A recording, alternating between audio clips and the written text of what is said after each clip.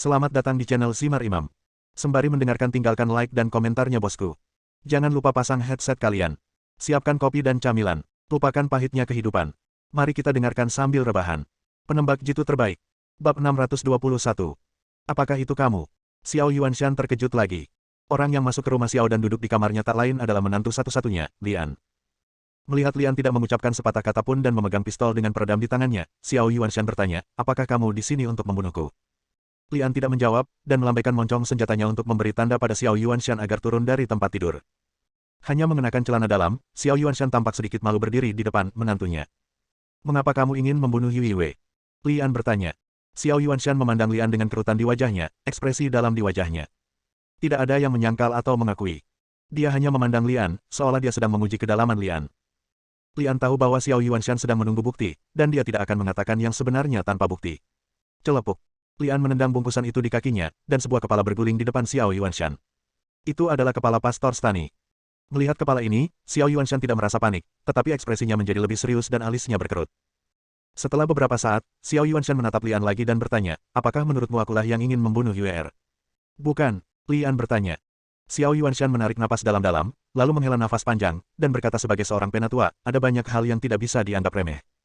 Ya, saya mempekerjakan orang itu, tapi itu bukan niat saya. Petik 2. Lian tidak berkata apa-apa, menunggu penjelasan Xiao Yuanshan. Yue telah menjadi anak yang cerdas sejak dia masih kecil. Aku tidak perlu khawatir tentang apapun, tapi dia terlalu penasaran. Jika dia tidak begitu pintar, dia tidak akan menjadi seorang arkeolog. Jika dia bukan seorang arkeolog, maka dia tidak akan memiliki rasa ingin tahu yang besar. Jika dia tidak memiliki rasa ingin tahu dan tidak mengejar apa yang disebut kebenaran, maka dia tidak akan berada dalam masalah seperti yang dia alami sekarang. Petik 2. Ekspresi Lian menjadi serius, dan dia mendapat 3 informasi dari kata-kata Xiao Yuanshan. Pertama, membunuh Xiao Yue bukanlah niat Xiao Yuanshan, tapi dia tidak bisa menahan diri dan harus melakukannya. Kedua, apa yang diselidiki Xiao Yue menyentuh kepentingan orang atau organisasi tertentu. Mereka tidak ingin kebenaran terungkap. Ketiga, mungkin memang ada alien dan peradaban alien di dunia ini. Dia adalah putrimu. Lian mengingatkan. Xiao Yuanshan memejamkan mata, menarik napas dalam-dalam, dan berkata dengan nada serius, jika dia tidak mati, banyak orang akan mati karena dia. Kalimat ini sekali lagi mengungkapkan keengganan Xiao Yuanshan. Sebagai orang Tionghoa terkuat di Los Angeles dan menyendiri di mata masyarakat awam, Xiao Yuanshan ternyata hanyalah boneka yang dimanipulasi oleh orang lain. Lian merasa kasihan pada Xiao Yuanshan. Aku tidak akan membiarkan Yue mati, kata Lian. Alis Xiao Yuanshan menegang, seolah jiwanya tersentuh, dan dia tiba-tiba bertanya, pernahkah kamu mendengar tentang jiwa naga? Jiwa naga. Ekspresi Lian juga menjadi lebih serius. Sepertinya kamu pernah mendengarnya.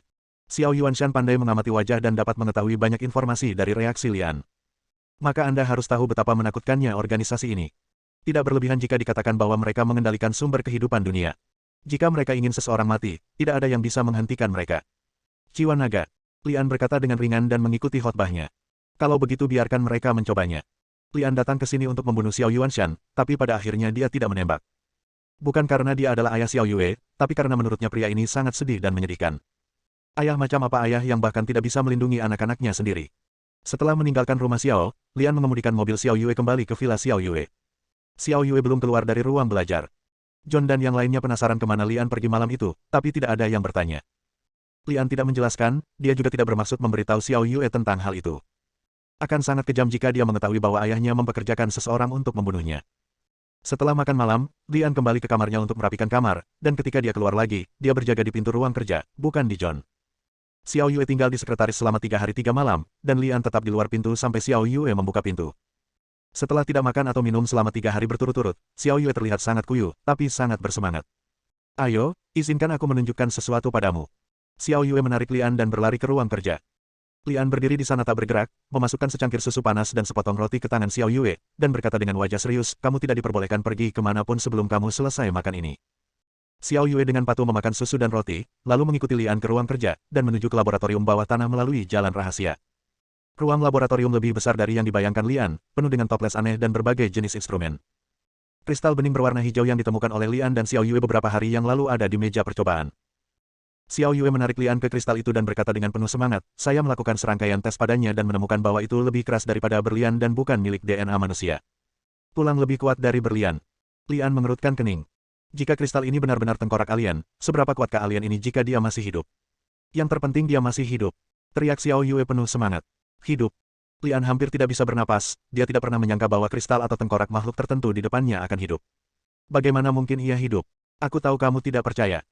Jujur saja awalnya saya tidak percaya, namun setelah saya uji ternyata ada zat aktif di dalamnya. Sederhananya, itu adalah makhluk hidup. Dengan kata lain, ia adalah bagian dari suatu tubuh makhluk hidup tertentu, walaupun terpisah dari tubuh induknya, ia tetap dapat bertahan hidup sendiri. Tahukah Anda apa artinya ini? Apakah itu berarti kita telah menemukan monster yang sangat kuat? Canda Ang Li. Xiao Yue terkejut pada awalnya, lalu tersenyum dan berkata, bisa dibilang begitu. Ingat contoh yang saya berikan sebelumnya. Mitos dan cerita yang beredar di masyarakat bukanlah rekayasa, melainkan nyata.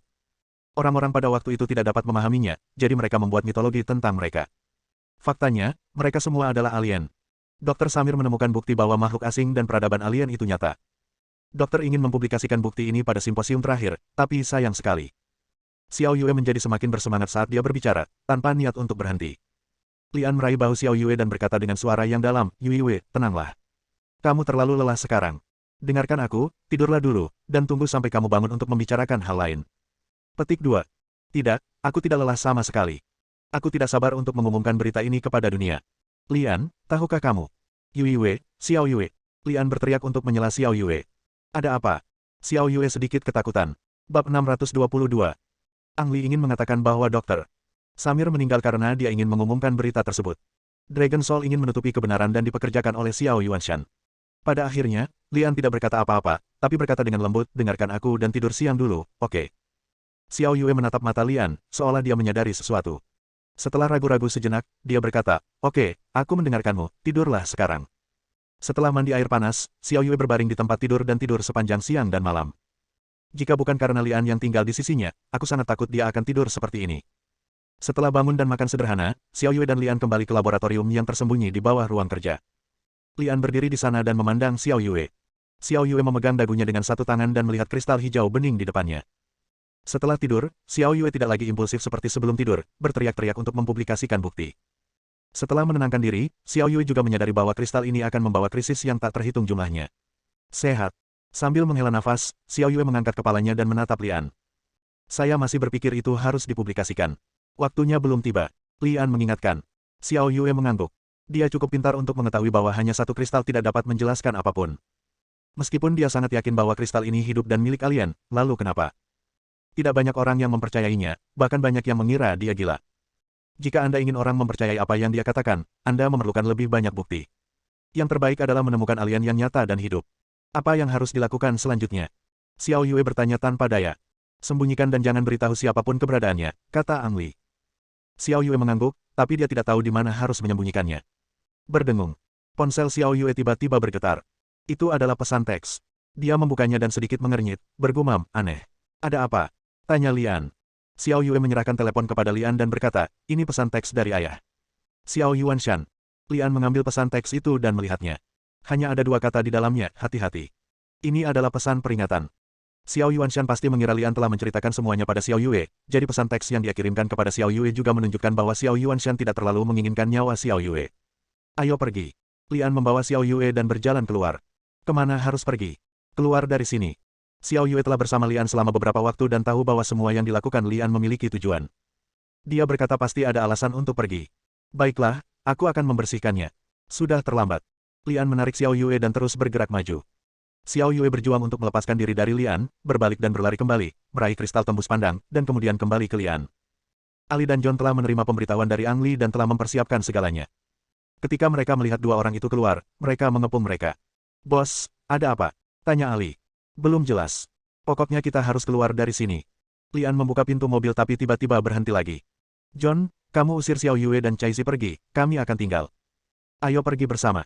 Xiao Yue meraih lengan Lian dan tidak melepaskannya. Lian menarik tangan Xiao Yue dan berkata, sekarang bukan waktunya untuk marah. Cepat ikuti John. Dia akan melindungimu. Bagaimana denganmu?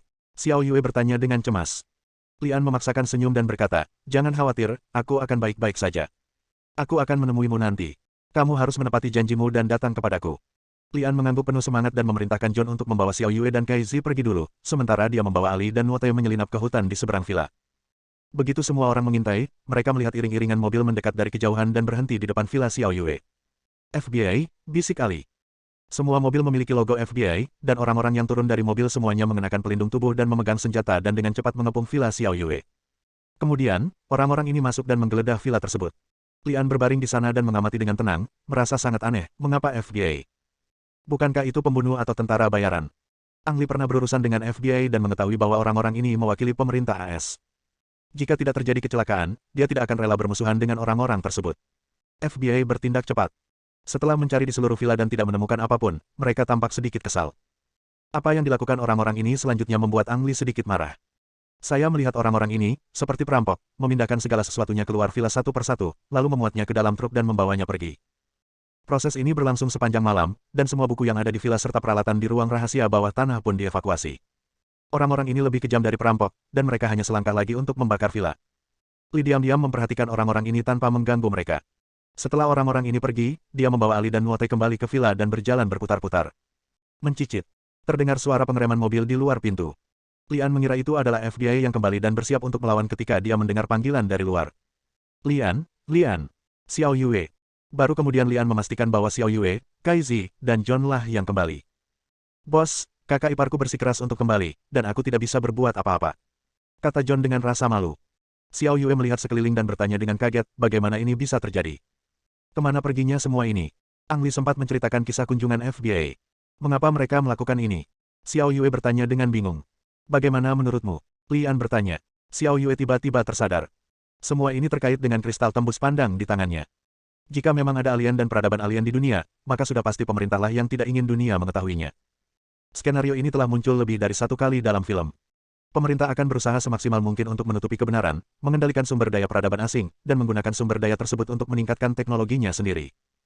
Xiao Yue kini memegang bukti yang membuktikan keberadaan peradaban alien, dan pemerintah tentu akan berusaha semaksimal mungkin untuk mendapatkannya. Satu-satunya pertanyaan adalah, bagaimana mereka mengetahui hal ini? Di mana Ibu Feng? Xiao Yue tiba-tiba bertanya. Lian tidak berkata apa-apa, tapi Xiao Yue juga tahu bahwa Ibu Feng dibawa pergi oleh FBI. Apa yang harus dilakukan sekarang? Xiao Yue bertanya tanpa daya. Lian menjawab, kita harus mencari tempat tinggal dulu. Xiao Yue melihat ke rumah kosong itu. Jelas tidak ada cara untuk tinggal di sini lagi. Setiap orang harus mencari tempat tinggal sebelum mereka dapat menyelesaikan masalah lain. Aku kenal seseorang yang bisa memberi kita tempat tinggal. Xiao Yue mengeluarkan ponselnya sambil berbicara. Bab 623. Lian meraih telepon dan melemparkannya ke tanah, lalu mengambil telepon dari Kai Zi dan menyerahkannya kepada Xiao Yue. Xiao Yue tahu bahwa ini untuk mencegah teleponnya disadap atau dilacak, jadi dia tidak mengatakan apa-apa, mengambil telepon dan memutar nomor dengan terampil. Panggilan itu ditujukan kepada Deng Sisi, yang dengan cepat mengatur rumah untuk Xiao Yue di pinggiran kota Los Angeles, hanya 1 jam perjalanan dari villa Xiao Yue. Rumahnya memang tidak sebesar villa Xiao Yue, tapi cukup untuk ditinggali Lian dan yang lainnya sementara. Setelah menutup telepon, sebelum Lian dan yang lainnya sempat keluar, mereka mendengar suara gemuruh di atas kepala mereka dan lampu bergoyang dari waktu ke waktu. John datang ke jendela, melihat keluar, dan berseru kembali, kita dikepung. Orang-orang di dalam mendengarkan.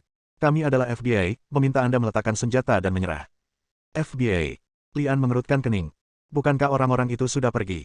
Tampaknya orang-orang ini lebih pintar dari yang mereka kira. Mereka tidak benar-benar pergi dari sini, mereka hanya memerankan sebuah pertunjukan. Apa yang harus aku lakukan? Lian datang ke jendela dan melihat. Setidaknya ada puluhan pria bersenjata di luar, dan yang paling fatal adalah helikopter bersenjata di atas. Jika tidak ada cara untuk menjatuhkan helikopter, tidak ada cara bagi semua orang untuk melarikan diri. Di mana barangnya? Lian berbalik dan bertanya. Ini milikku. Xiao Yue mengulurkan tangan dan menepuk tasnya, dan kristal itu disembunyikan di tasnya. Singkirkan. Lian memberi perintah, menoleh ke arah John dan berkata. Temukan cara untuk menurunkan helikopter dan keluar dari sini. Ya, jawab John dan berjalan keluar sendirian. Bersiaplah untuk bertarung. Lian memerintahkan yang lain. Semua orang menduduki medan yang menguntungkan dan bersiap untuk bertarung. Di luar rumah, lusinan agen FBI mengepung villa tersebut. Ketika mereka melihat seorang pria berwujud raksasa berjalan keluar ruangan, mereka semua menodongkan senjata ke arahnya. John mendongak dan melihat sebuah helikopter menderu-deru di atas, cahayanya menyilaukan begitu tajam hingga dia tidak bisa membuka matanya. Kemudian, John melirik ke arah FBI, mengangkat tangannya dan berteriak, jangan tembak, saya di sini untuk menyerah. Setelah mengatakan itu, John mengambil beberapa langkah ke depan, lalu berlutut di tanah dengan kepala di tangan. Beberapa agen FBI segera bergegas, mendorong John ke tanah, mengeluarkan borgol, memborgol tangan John, dan mengantarnya ke belakang kamp. 10 detik kemudian, John dimasukkan ke dalam truk box yang digunakan untuk mengawal para tahanan, dan 2 agen FBI dibiarkan menunggu. Di villa, Lian memberi perintah untuk menembak. Bang! Pelurunya bukan mengenai agen FBI, melainkan ban mobil. Hanya dalam beberapa detik, seluruh ban mobil berlogo FBI itu pecah. Segera setelah serangan dimulai di sini, FBI juga mengambil tindakan di sana, dan peluru menghantam rumah tersebut seperti air pasang. Hal yang paling mematikan adalah helikopter di atasnya. Peluru senapan mesin berat 12,7 mm yang dibawanya merupakan ancaman terbesar bagi orang-orang di dalam rumah yang harus bersembunyi di ruang bawah tanah. Retakan. Kedua agen FBI yang menjaga John mendengar suara itu dan menoleh ke belakang, hanya untuk menemukan bahwa John telah melepaskan diri dari borgol dan bergegas ke arah mereka seperti kera raksasa. Bah. Kedua agen itu secara naluriah menarik pelatuknya, hanya untuk menemukan bahwa peluru yang mengenai John tidak berguna. Bahkan peluru pun tidak dapat melukaiku. Apakah ini masih manusia? Dua agen pingsan karena ketakutan. John melompat keluar dari mobil dan langsung berlari menuju seorang agen yang membawa peluncur roket di bahunya. Pihak lain telah mengunci villa dan hendak menggunakan peluru meriam untuk menghancurkan rumah. Mereka tidak menyangka John, yang telah menyerah, akan menyerangnya. Agen itu hanya sempat mengeluarkan erangan peredam sebelum mengucapkan selamat tinggal pada dunia ini. John mengambil peluncur roket dan menarik pelatuknya ke helikopter di udara. Helikopter tersebut kebetulan membelakangi John dan tertabrak. Ekor helikopter langsung terlempar. Helikopter tersebut berputar seperti gasing dan menghantam tanah. Setelah turun dari helikopter, John langsung menuju mobil anti pelurunya. Setelah FBI lainnya mengetahuinya, mereka segera mengarahkan senjatanya dan menembak, hanya untuk mengetahui bahwa tembakan mereka tidak ada gunanya sama sekali. John mengambil mobil, mendobrak dinding pintu dan bergegas masuk ke villa sambil berteriak, "Bos, masuk ke mobil." Lian dan yang lainnya berlari keluar dari ruang bawah tanah. Setelah masuk ke dalam mobil, John menginjak pedal gas dan membiarkan binatang itu keluar. Papa, peluru yang mengenai badan mobil tidak ada gunanya sama sekali. Uang sangat berharga untuk dibelanjakan, dan efek anti peluru dari mobil ini sangat unggul. Melihat mobil tersebut bergegas keluar dari pengepungan, FBI menjadi cemas dan bergegas masuk ke dalam mobil satu persatu untuk mempersiapkan pengejaran, namun akibatnya sangat tragis. Bannya pecah dan tidak mungkin dikendarai. Mobil ini terlalu mencolok. Di tengah perjalanan, Lian dan yang lainnya turun dari mobil, meninggalkan John mengemudi sendirian untuk mengalihkan perhatian FBI. Setelah sedikit usaha, Lian dan yang lainnya sampai di kediaman yang disediakan oleh Deng Sisi. Rumah tersebut digunakan oleh keluarga Deng untuk bersantai dan berlibur. Mereka hanya tinggal di sana setahun sekali dan sangat terpencil. Deng Sisi sudah tiba di sini lebih dulu, dan ketika dia melihat Lian dan yang lainnya, dia bergegas ke arah mereka. Pertama-tama dia memeluk Xiao Yue dengan hangat, dan kemudian menatap Lian dengan galak. "Sebaiknya kamu memberiku penjelasan, apa yang terjadi?" Lian tidak bisa berkata-kata, seolah semua kesalahan adalah milikku. "Yah, kamu harus bertanya pada Yue. Sepupu, apa yang terjadi?" Deng Sisi menoleh ke Xiao Yue dan bertanya. Xiao Yue tersenyum pahit dan berkata, "Sulit untuk dijelaskan dengan kata-kata. Mari kita beri makan semua orang dulu. Semuanya sudah siap, ikutlah denganku." Deng Sisi mengajak semua orang masuk ke dalam rumah. Deng Sisi sama sekali tidak bisa memasak, sehingga semua makanan yang disiapkannya dibeli di supermarket, seperti roti, ham, mie instan dan sejenisnya. Lian dan yang lainnya tidak mempedulikan hal ini. Xiao Yue tidak nafsu makan dan hanya makan sepotong roti dan berhenti. "Apakah kamu tidak diikuti ketika kamu datang ke sini?" Lian bertanya dengan cemas. "Saya pintar sekali, bagaimana saya bisa diikuti? Jangan khawatir. Saya mengganti ponsel saya dan tidak mengendarai mobil sendiri. Saya naik taksi dan menempuh perjalanan jauh untuk sampai ke sini." Petik 2. Deng Sisi berkata dengan sangat bangga, lalu bertanya lagi. "Sepupu, kamu belum memberitahuku apa yang terjadi." Xiao Yue menceritakan kisah tentang daftar perburuan dan menyembunyikan masalah tentang kristal itu. Bukannya dia bermaksud berbohong kepada Deng Sisi, tapi dia merasa semakin sedikit Deng Sisi yang tahu tentang hal semacam ini, semakin baik. "Sepupu, maksudmu ada yang ingin membunuhmu?" teriak Deng Sisi kaget. Xiao Yue mengangguk. "Tapi kenapa?" Deng Sisi bertanya dengan bingung. "Ini juga yang ingin aku ketahui." Xiao Yue berkata tanpa daya. "Tidak, kita harus segera memanggil polisi," kata Deng Sisi sambil mengeluarkan ponselnya, tapi Lian merampasnya. "Jika kamu ingin membunuh Yue, panggil polisi." Bab 624. Setelah mendengar analisis Lian tentang pertaruhannya, Deng Sisi tidak lagi bersikeras untuk memanggil polisi. Agar tidak menimbulkan terlalu banyak masalah pada Deng Sisi, Xiao Yue mengobrol beberapa kali dengannya dan kemudian menyuruhnya pergi. Setelah hari yang lancar, Deng Sisi mengantarkan makanan untuk Lian dan yang lainnya pada malam berikutnya. Kali ini Deng Sisi berkendara ke sini, dan makanan yang dibawanya tidak lagi semuanya fast food seperti dulu. Dia membawa banyak sayuran, daging, dan sedikit nasi. Lian membantu memindahkan barang-barang ini ke kamar, tetapi selama perjalanan terakhir, Lian tiba-tiba mempercepat langkahnya dan mundur ke kamar. Ada suatu situasi. Lian menggeram dan mengunci pintu dari dalam. John dan yang lainnya juga bereaksi sangat cepat. Mereka segera menutup semua tirai dan memasuki status tempur dengan senjata di tangan. Deng Sisi ketakutan dengan pemandangan di depannya. Dia meraih tangan Xiao Yue dan berteriak dengan gugup, "Kakak, apa yang terjadi?" Xiao Yue juga terlihat bingung, tapi terhibur, "Tidak apa-apa. Selama Lian dan yang lainnya ada di sini, tidak apa-apa." Semakin lama dia menghabiskan waktu bersama Lian, semakin besar ketergantungan Xiao Yue padanya. 5 mobil hitam berhenti di depan gerbang halaman, dan selusin pengawal berjas hitam melompat keluar dari mobil dan berdiri berjajar di depan gerbang. Seorang pria parubaya yang anggun keluar dari kendaraan. "Itu dia," bisik Ali dan kembali menatap Xiao Yue. "Xiao Yuanshan."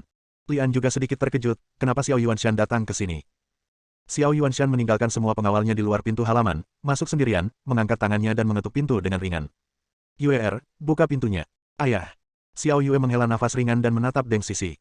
Deng Sisi buru-buru menggelengkan kepalanya dan berkata, itu bukan urusanku. Aku tidak memberitahu siapapun bahwa kamu ada di sini. Yue, jangan menebak-nebak. Aku memasang sistem pelacakan di mobil Sisi dan menemukanmu, kata Xiao Yuanshan di luar pintu. Deng Sisi menarik napas dan mengumpat dengan suara rendah, rubah tua sekali. Begitu dia selesai berbicara, dia tiba-tiba berpikir bahwa tidak pantas memarahi Xiao Yuanshan di depan Xiao Yue. Kakak, jangan terlalu banyak berpikir, aku hanya mengikuti kata-kataku. Xiao Yue tersenyum pahit dan sedikit meremehkan perilaku ayahnya. Orang-orang sudah ada di sini, kita tidak bisa terus-menerus memblokir pintu. Bagaimanapun, dia adalah ayah Xiao Yue. Lian membuka pintu dan membiarkan Xiao Yuanshan masuk, lalu menutup pintu lagi. Xiao Yuanshan pertama-tama tersenyum pada Xiao Yue, lalu melihat sekeliling ke semua orang di ruangan itu dan membungkuk hormat. Terima kasih telah merawat Xiao Yue akhir-akhir ini. Sebagai seorang ayah, aku tidak bisa membalas budimu. Apa sebenarnya yang ingin kamu katakan? Lian langsung berteriak bahwa yang lain tidak tahu bahwa Xiao Yuanshan menyewa seorang pembunuh untuk membunuh Xiao Yue, tapi dia tahu semuanya. Diperkirakan insiden FBI 2 hari lalu juga disebabkan oleh Xiao Yuanshan. Xiao Yuanshan tersenyum pahit, berbalik menghadap Xiao Yue, menghela nafas dan berkata, Yue, beberapa hal tidak bisa dianggap begitu saja. Sebagai kepala keluarga Xiao, dalam banyak kasus saya tidak bisa hanya mempertimbangkan masalah dari sudut pandang saya sendiri, tetapi harus mempertimbangkan kepentingan seluruh keluarga Xiao. Petik 2. Alis Xiao Yue menegang, merasa sedikit tidak senang. Apa yang disebut kepentingan keluarga itulah yang membunuh ibunya dan dirinya sendiri pada saat yang bersamaan. Belum lama ini, dia ingin menikahkan dirinya dengan keluarga Dong demi kepentingan keluarga. Yue, aku tahu kamu membenciku dan menganggap aku tidak layak menjadi ayahmu. Yang ingin saya sampaikan kepada Anda adalah betapapun besarnya Anda membenci saya, Anda tidak dapat mengubah hubungan darah antara Anda dan saya. Aku ayahmu, dan tidak ada seorang pun di dunia ini yang lebih mencintaimu selain aku. Semoga Anda memahami hal ini. Petik 2.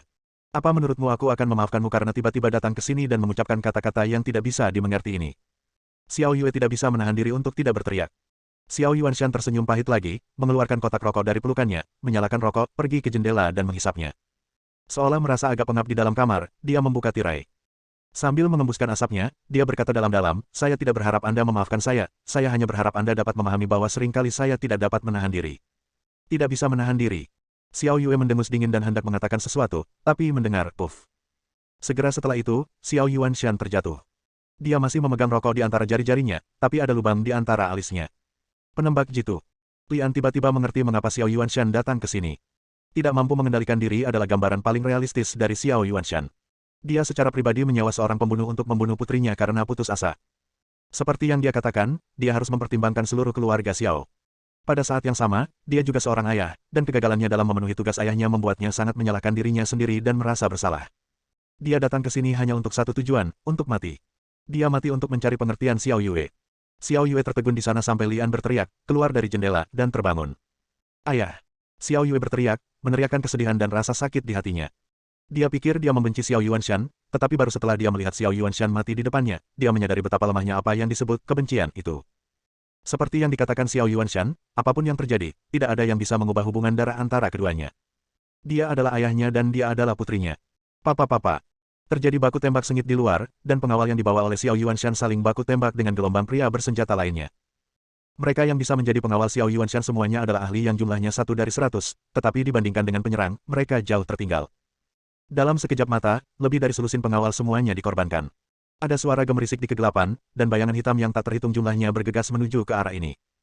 Rumah kayu itu sama sekali tidak tahan terhadap tembakan peluru, dan peluru berterbangan kemana-mana di dalam rumah. Jangan pergi ke sana. Lian berteriak dan melemparkan Xiao Yue ke tanah. Di saat yang sama, Deng Sisi dilindungi oleh John. Bos, tembakan musuh sangat ganas. Ali membalas. Jumlah musuh setidaknya 10 kali lipat dari Lian, dan yang mereka gunakan hanyalah senjata dan peralatan penghancur berkekuatan tinggi. Di sisi lain, Ang Li hanya memiliki sedikit senapan sniper. Senapan sniper dapat memberikan efek jerai yang kuat terhadap musuh di medan perang, tetapi tidak cocok untuk baku tembak posisi. Penembak jitu adalah hantu di medan perang. Mereka harus bersembunyi di kegelapan dan menghilang tanpa terlihat untuk menjadi pencegah musuh. Jika terkena dari luar dan diserang oleh daya tembak musuh yang kuat akan menjadi kelemahan seorang sniper. Bahkan jika kamu tidak mati, kamu akan berganti kulit. Mundur. Lian segera mengeluarkan perintah tanpa ragu-ragu. Hal pertama yang harus dilakukan sekarang adalah menghindari daya tembak musuh, langsung mengungsi, lalu membalikkan keadaan. Bang! John menggunakan tubuhnya yang kuat untuk membuka pintu belakang tepat di dinding, dan semua orang melarikan diri melalui pintu belakang. Ayah! Xiao Yue berteriak sedih, dia dibawa pergi secara paksa oleh Lian. Bersambung.